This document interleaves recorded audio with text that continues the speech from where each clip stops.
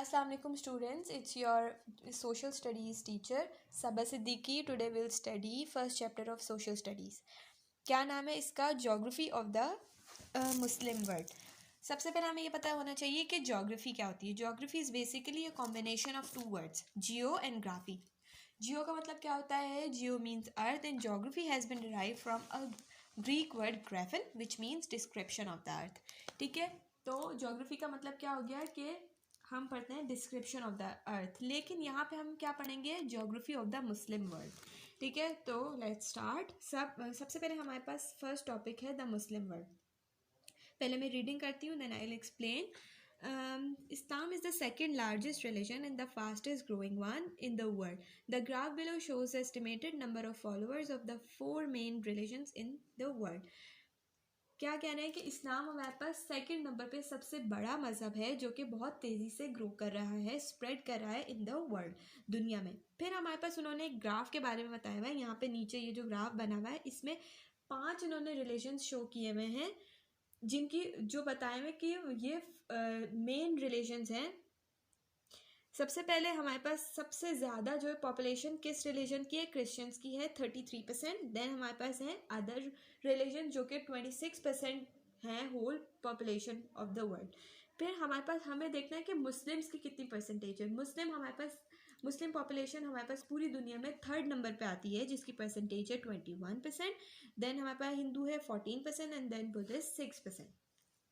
Next paragraph. For this book, we will take the Muslim world to mean those countries whose government have declared that they are Islamic states. For example, Iran, Saudi Arabia, and those countries where the majority of the population is Muslim. अब यहाँ पे इस paragraph में वो हमें ये बताना चाह रहे हैं कि मुस्लिम वर्ल्ड से मुराद क्या है. मुस्लिम वर्ल्ड से इनकी मुराद वो कंट्रीज़ हैं जिनकी गवर्नमेंट ने ये कह दिया है, ये ऐलान कर दिया है कि ये इस्लामिक स्टेट्स हैं, यानी कि इस्लामिक रियासतें हैं. जैसे कि यहाँ पे एग्जांपल दी हुई है ईरान और सऊदी अरेबिया. हमें पता है कि ईरान और सऊदी अरेबिया इस्लामिक कंट्रीज़ हैं, यानी कि यहाँ के लोग इस्लाम को फॉलो करते हैं. और दूसरा मुस्लिम वर्ल्ड से क्या मुराद है? वो कंट्रीज़ जहाँ की मेजॉरिटी ऑफ द पॉपुलेशन यानी कि ज़्यादातर पॉपुलेशन जो है मुस्लिम है, यानी कि मुसलमान है. नेक्स्ट पैराग्राफ पे आ जाते हैं. The Muslim world stretches about 15,000 kilometre east to west and 6,000 kilometre north to south. यहाँ पे अब एरिया बताया हुआ है कि मुस्लिम वर्ल्ड जो है स्ट्रेच करती है 15,000 kilometre east to west and 6,000 kilometre north to south. अच्छा, उसके बाद क्या कह रहे हैं कि in this vast region there are bound to be many differences but the whole area is bound together by faith in Islam, the Prophet peace be upon him and the Quran.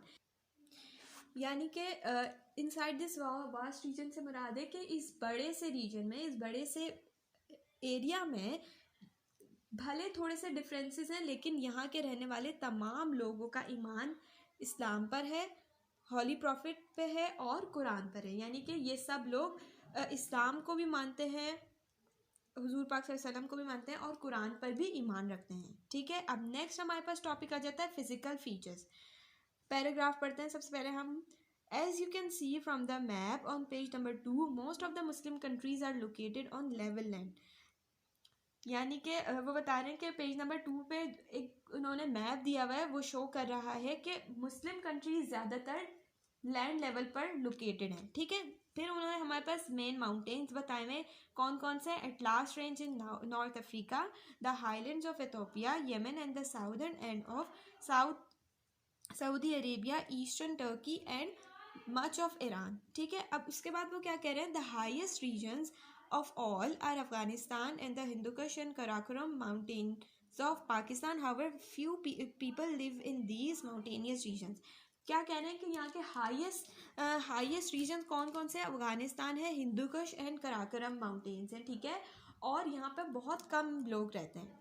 ठीक है, अब next paragraph पे आ जाते हैं. The next map shows that much of Muslim world except of Malaysia, Indonesia and some parts of Africa has very little natural vegetation. More than half of the whole area is hot desert, temperate desert, semi-desert and scrub. अब वो क्या कह रहे हैं कि मुस्लिम world में जो है एक्सेप्ट मलेशिया, इंडोनेशिया और अफ्रीका के कुछ पार्ट्स के अलावा बाकी जो है बहुत कम नेचुरल वेजिटेशन पाई जाती है और आधे से ज़्यादा हिस्सा जो है वो hot desert, temperate desert, semi desert and scrub पर मुश्तमिल है। ओके, ये है पेज नंबर 2 हमारा। यहाँ पे 2 मैप शो किए हुए।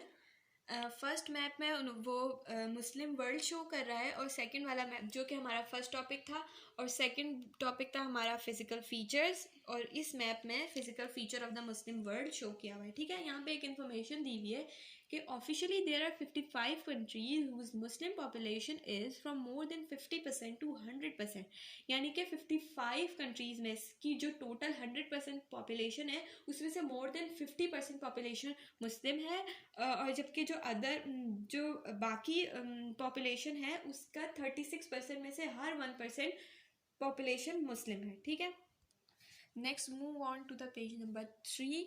यहाँ पे हमारे पास इन्होंने एक मैप शो किया हुआ है जो कि क्या बता रहा है हमें, natural vegetation of the Muslim world. हमने पीछे ही पढ़ा है कि मुस्लिम वर्ल्ड में नेचुरल वेजिटेशन बहुत ज़्यादा कम है यहाँ पे। ठीक है, और ज़्यादातर एरिया कौन सा है, डेजर्ट एरिया है। ठीक है, अब यहाँ पे साइड पे देखें कि हमारे पास ये शो किया हुआ है, जैसे मैप में जो डार्क ब्लू कलर है वो क्या शो कर रहा है, हमारे पास कॉनीफेरस फॉरेस्ट को शो कर रहा है। अब कॉनीफेरस फॉरेस्ट कौन से होते हैं कि जो एवरग्रीन फॉरेस्ट होते हैं, यहाँ पे बहुत ज़्यादा बारिश होती हैं और ये जो है हमेशा हरा भरा रहता है ये वाला फॉरेस्ट। नेक्स्ट कलर हमारे पास शो करेगा मिक्स फॉरेस्ट को।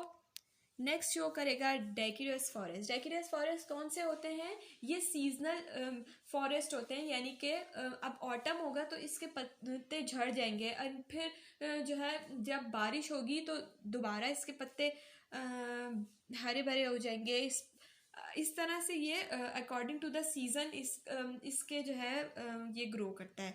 ठीक है, नेक्स्ट हमारे पास कलर शो करेगा tropical and subtropical dry forest को। नेक्स्ट कलर शो करेगा tropical rain forest. Next show करेगा ट्रॉपिकल ग्रास लैंड और फिर टेम्परेट ग्रास लैंड, फिर semi desert and shrub and then hot desert, फिर टेम्परेट। हॉट डेजर्ट जो है बहुत ज़्यादा, हॉट डेजर्ट का टेम्परेचर बहुत ज़्यादा हाई होता है, यानी यहाँ पे बहुत ज़्यादा गर्मी होती है। जबकि टेम्परेट डेजर्ट जो नेक्स्ट है हमारे पास है, वहाँ पे जो क्लाइमेट होता है वो मॉडरेट होता है, यानी इतनी ज़्यादा वहाँ पे गर्मी नहीं होती। उसके बाद हाई अल्टीट्यूड वेजिटेशन, यहाँ पे बहुत ऊंची वेजिटेशन होती है, यानी बहुत लंबे लंबे ट्रीज होते हैं। नेक्स्ट हमारे पास शो करेगा टंड्रा को। टंड्रा बेसिकली क्या होती है, ये ट्री लेस प्लेन होते हैं। ठीक है, यहाँ पे वेजिटेशन बिल्कुल भी नहीं होती और ये ज़्यादातर फ्रोज़न होती है यहाँ की जो अर्थ होगी यहाँ की, और यहाँ पे कोई भी वेजिटेशन ग्रो नहीं करती, ज़्यादा से ज़्यादा मॉसेस एंड लाइकन्स यहाँ पे ग्रो करते हैं। और नेक्स्ट वाला हमारे पास शो करेगा marches and swum.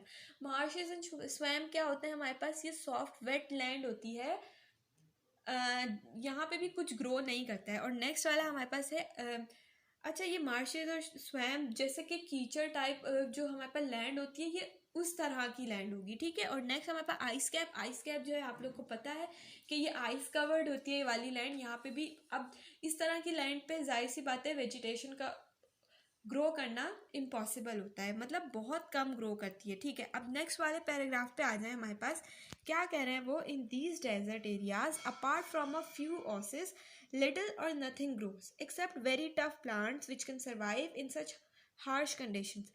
These can provide food only for the hardiest sheep and goats, usually kept by nomadic and semi-nomadic people who wander with their flocks and herds in search of pasture.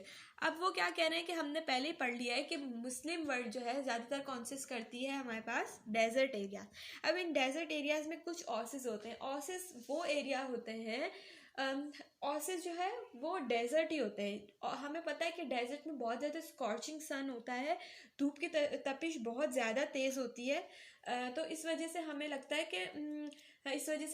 है कि धूप की तपिश से कि वहाँ पानी है, लेकिन जब हम वहाँ देखते हैं जाके तो पता चलता है कि वो पानी नहीं होता, वो धूप की तपिश ही होती है। ठीक है, तो वो ऑसेस उन्हें कहते हैं। तो हम ये बता रहे हैं कि यहाँ पे डेजर्ट में बहुत कम जो है वेजिटेशन बहुत कम ग्रो करती है, और ज़्यादा से ज़्यादा ग्रो करेगी तो वो बहुत टफ प्लांट होते हैं जो कि इतनी हार्श कंडीशन में भी सर्वाइव कर लेते हैं। ठीक है, अब कुछ नोमैडिक्स होते हैं। नोमैडिक कौन होते हैं, ये हमारे पास होते हैं खाना बदोश।